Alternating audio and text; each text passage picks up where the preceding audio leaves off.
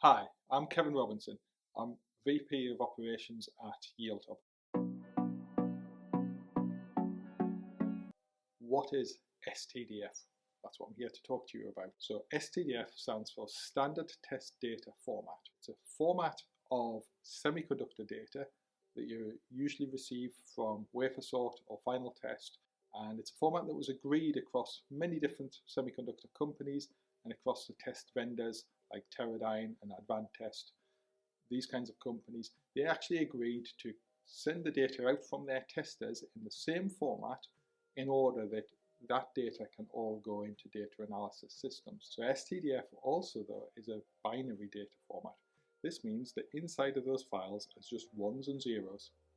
And if you're used to looking at normal files you might receive on an email that are a Word document, a PowerPoint, an Excel file, even a text file, then you might not know what to do with an STDF file because these are binary, and if you look inside there without any translation, it's not going to mean anything. And so this is where the questions come, and this is why people contact companies like yieldHUB to help them to be able to look inside of those STDF files. Why is STDF data made the way it is? Why is it a binary format? On the test floor, when you're testing semiconductor devices, there's a huge variation of devices out there with lots of different requirements about the data. So trying to make one standard for that data is extremely difficult. So the STDF format was made with quite a lot of different options in there, but it's also made as a stream of data. So at the start of the STDF file, you have what's commonly known as metadata. You've got the information about the lot, about the wafer, whether it's first time test, retest, which tester it is, what the time of date is when it started being tested. And then for each unit, it has its own section within the file. And the reason for this is that if the tester was to stop because there's a power cut, because there's a volcano, because there's a hurricane, these things do happen from time to time, and there's been huge floods before through test floors. When these things happen and that tester just stops, the data up to that point in a stream data format is still useful. You haven't actually lost all of that data because you can read the stream up to that point. That means it's not a spreadsheet of data, which is what people are more used to looking at. And so STDF is kind of complicated until you really get familiar with it, but you've got to be quite a deep expert. So how are you going to look at STDF data? That's part of what we want to introduce to you. What you need for STDF data, you need some kind of translator. You need something that's going to translate that stream of binary data into either actionable charts where you can really see what the meaning of the data is, or at the very least into a spreadsheet where it's easier as a person to understand and wrap your head around the data. But you don't want to lose all the interesting information that's in there as well. Because the STDF is a stream of data, the sequence of test, which test was done when, which part was done when, which part was retested, all of that information is inside of that file.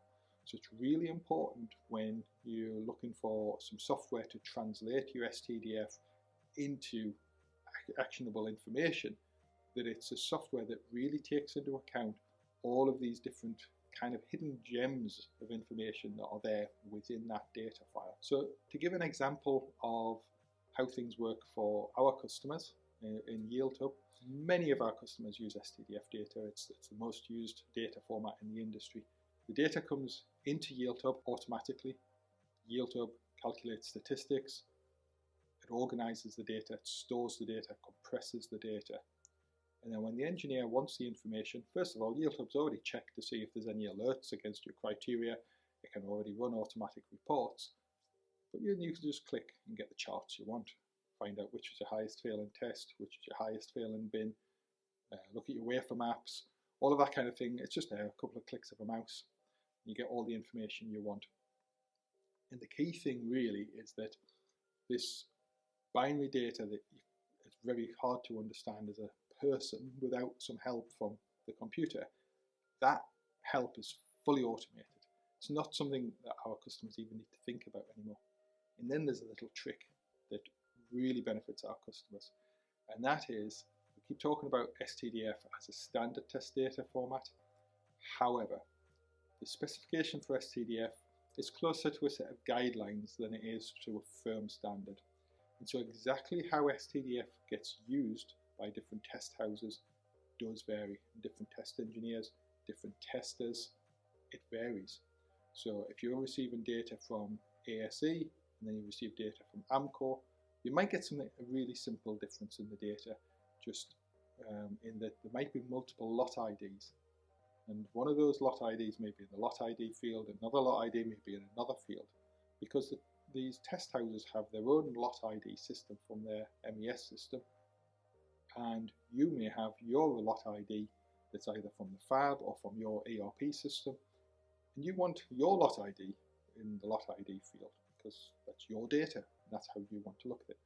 So within yieldHUB, we have metadata recipes, and you can just set one recipe, set it up once, and it will move all that information around, get it in the right place. That's what our customers love, that actually dealing with STDF data is really, really easy.